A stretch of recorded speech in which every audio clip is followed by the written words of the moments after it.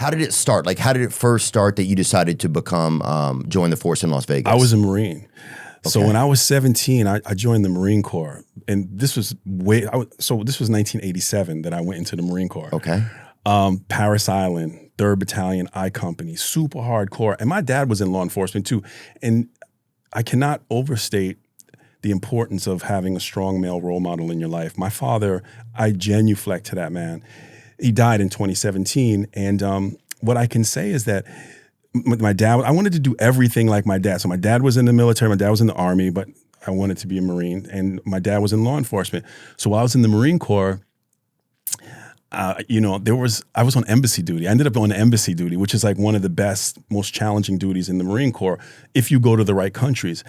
And I was in Belgrade. When I was in Caracas. When I was in Caracas, there was And that's Venezuela? Caracas, Venezuela. There was a economics officer who took a liking to me. And he knew I wanted to go into law enforcement. He said to me, in the 90s, the economy in Vegas is going to explode. I got on a plane and within like a couple weeks flew and took the test. And then I ended up in the academy in 92. Wow. Yeah. Dude, I bet the streets were hot in 92, were they? It was crazy. It was the Wild Wild West. Vegas was the Wild Wild West. If everyone says that their department is the best. I'm going to say that Las Vegas policing, especially in the 90s, I call it the golden era of policing, was just phenomenal. I mean, you really got to understand the psyche of the human being because so many people come to Vegas to do whatever crazy thing they want to do. And you got to interact with people on that level. And it teaches you a lot about people. Is that a more fun place to be in law enforcement, do you feel like? Like, I know that's a strange word probably to use with policing, but is that a more entertaining place? It is. It is because you deal with everything they deal with in LA, everything they deal with in New York. And then Vegas is just this, they say New York is a city that never sleeps. It kind of does. I'm a New Yorker. It kind of does. Vegas never sleeps. Vegas can't sleep because it's coked up usually. Yes, for sure. So or meth. Coke or meth. Was meth a little bit popping? It is because the area command the area command that you work would kind of define what drug you would deal with primarily. Got it. And so there was a time where I was working in the Northeast, and they used to call them. It was called Frank area now. They used to be David area. They call them Frankites or Davidites because they'd be up just tweaking out, doing stuff on trailers and everything. And there was a transition for me in my life because I was a straight edge guy and I looked down on drugs and I didn't have a lot of, empathy for people who were using drugs. And now I've completely learned the opposite, Oh yeah, I bet you, because you're firsthand right in front of those people all the time. I got to see, I would go to a single wide trailer at 3 a.m., ladies completely tweaked out of her mind. And her kids are awake, all nasty, crying. The neighbors have called, spaghetti sauce on the walls. And I'd be pissed at the mother. And what happened throughout my career is I ended up seeing that little girl that I was trying to protect becoming the parent of a kid in the same type of situation. It's just cyclical, And then for the police to be judgmental, I found that to be incredibly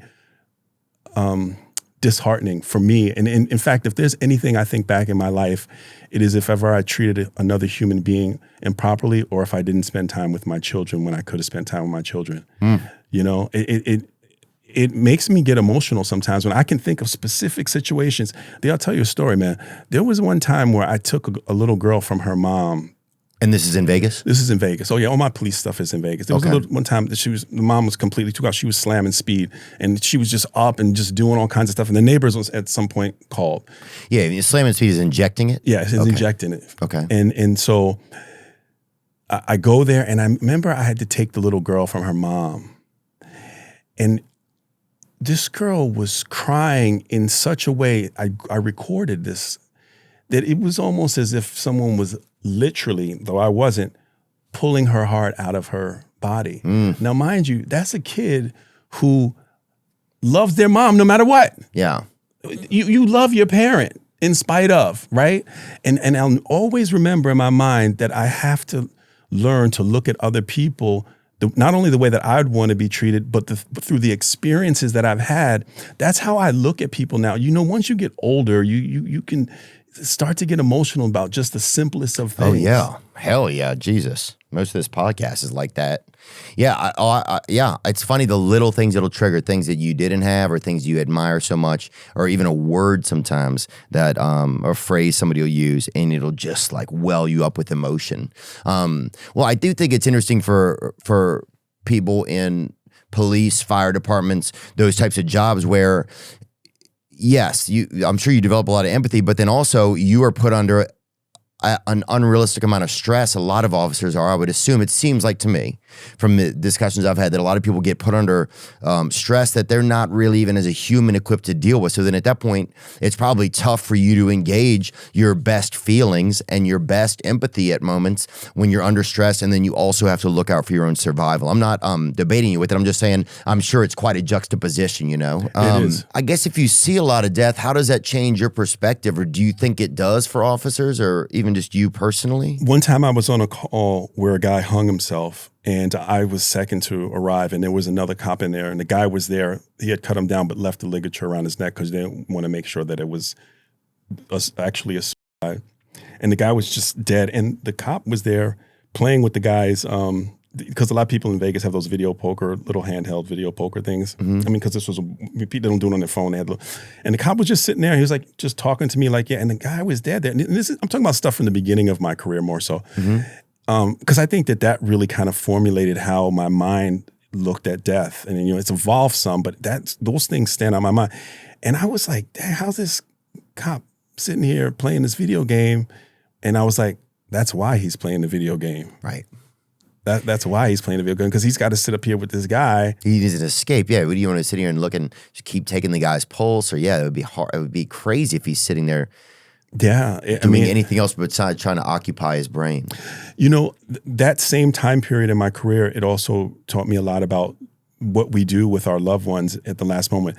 There was a recall. On domestics, you get a lot of recalls. There was this lady. Okay, and on domestics, you mean by domestic violence? Yes, domestic violence, and there was a recall. You said it's a recall. A lot of times, you end up having to go back to the same address multiple times. Okay, so that's a recall. So we got to recall back out to so and so. And I remember it was really, really pretty. Kind of, I'm guessing that because I'm in my early 20s. I'm gonna guess this lady was about 30-something, really, really pretty light-skinned black lady, and she had some kids, and she had recently been divorced, and so she got the two kids. It was a son and a daughter. The daughter was about 14, and the son was about maybe 9. And I'm just guessing these ages. Yeah. And I remember these kids would like be so mean to their mom because the divorce caused them to pick sides because the mom ended up with the custody of the kids, and the dad was a pretty violent guy, and she would always call if he was coming through. And I remember going, and the kids were just so mean to their mom. After maybe the third recall, there was a call to the residence. I was just about to get off on Graveyard of gunfire. And I showed up, and the mom was laying on the sidewalk, shot in the face by the dad. And the kids were screaming, "My mom, what am I going to do without my mom?" I mean, just screaming. You can feel that go through your whole body. But you have to remain professional. Wow. And in my mind, I'm saying, but you never said that to her when she was alive. Why didn't you? I didn't say that to them because these kids are going through trauma. Why didn't you say that to her when she was alive? So, you know, when I talk to people about policing, you know, it's nice to tell stories, but is there a lesson that I can learn from this? If someone watches, that's why I really like you, man, because people relate to you, dude. And like, there's some kid or someone watching this that's like maybe going through something. And if they can take that away, that, you know what, I'm going to say, I love you, or I'm going to hold back yelling and being rude to you just because I'm having a bad day, then this, you know, to me is a win. Yeah. I think it's hard for children to learn that. I think one of the things that I don't have any children. I've been a child, but I don't have any children. But I think one of the things is nobody teaches you kind of how, you know, a lot of times to interact, you know, how to express your feelings. Like, and I think a kid, you kind of feel like they just are going to know those things naturally, you know, how to talk to I mean, I think parents probably talk about how to speak to your mother, how to speak to your father. But I think sometimes there is this missing element sometimes of like how to feel, what a feeling is, you know, like, kids may be confused. They may think something's anxiety for a lot, and it's really just a feeling. You know, it's like, I think some of that, I think there's a missing piece of education there. And I'm not even blaming it on parents or anything. I think it's just a part of maybe our culture that could be more expanded upon. And maybe even classes in school. I know it sounds crazy. No, it doesn't. It sounds real. Yeah, but if somebody would have taught me in school how to recognize if one of my friends might be struggling, right? Yes. Or how to Yes. you know, approach an issue if there's some, you know, some type of thing goes on, or if somebody's,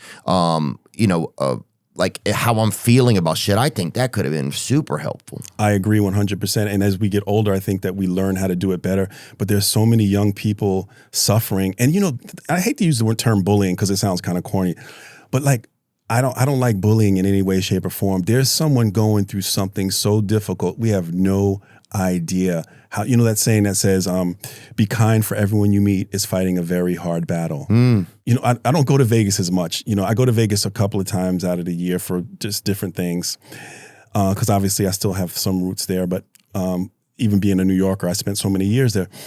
The last time I went to Vegas, or maybe it was the last time, my daughter picked me up, right? Mm-hmm. My oldest daughter picked me up. She's amazing. All my kids are amazing, but my oldest daughter picked me up, and she says, we coming back from the airport, and we drive by this apartment community, and without even thinking. By an apartment community? Yeah, by apartment community. And without even thinking, I was like, oh, because when you're a cop, you're like, okay, that happened there, that's all you think about. And I remember I said, I'm going to tell, I told her the story that there was this pizza delivery guy. His girlfriend went to pick him up from work, and she rode on him on his last delivery. And these guys come out from the bushes and rob and shoot and kill him. Oh. I was the first to arrive. I get there, and this girl grabs my arm, and she's saying, wake him up. Wake him up. And do you know, this is in the Bible, there's a story where this woman walks by, and I'm not saying that I'm Jesus by any shape, but where the woman touched Jesus, and he said he felt, you know, he instantly turned and knew that he was touched. There's power that goes through people when they're going through things. And like, that's why I feel like being a cop for that long, I don't know that the human psyche is meant to be able to deal with going through that. It's like you go to work, you're like, okay, give me a conflict. Okay, I'm done with that one. Give me another conflict. Right. All right, I'm ready. Give me another conflict. I go to lunch, then I go home and got to deal with my own conflict. Yeah. You know what I'm saying? And you have to go to lunch, dude. What kind of lunch goes with a homicide exactly. or a burning? You know, like, I'll have nuggets after a burning, like, but then at the same time, you still have to eat, right? But it's like, you see fucking Ronnie's having, you know, an 8-pack of nuggets, and it's like, dude, calm down. You fucking had 4 drownings this morning, and you're out here just nuggeting up. I can't even imagine. It'd be crazy to see a pairing menu for crimes and then different, you know, I think if there's a couple B&Es or whatever, you know, I'll have a fucking appetizer. You feel me? B&E, you mean breaking and entering? Yeah. I'm trying to work back with you, dude. I got you. We had a detective on one time, and we talked a lot at nauseum about like the stress that a lot of officers feel. He told this amazing story about he got called to a scene, and the mother is in the yard saying, I think my son is thinking of committing suicide. They look in the doorway. The guy takes his own life with a shotgun, shoots himself in the head. Now he has to go back. Now he's standing there talking to the mother when it happens. She's saying this. Now this happened. So he has this thing with the mother. He still has to go inside and make sure everything's okay. Like, is that exactly what happened? Who knows if somebody's still in there with a weapon? You just don't know. He can't get the door open because the body's right there. He finally is able to get it open, maneuver, and part of the matter from the guy's head falls down the back of his shirt. Disgusting, yeah. So now still has to deal with he has to fill out reports. It's 4 hours before he even gets to think about, and the whole time he has like, you know, I just... You guys are like the drain of society. You guys have to be this catch-all.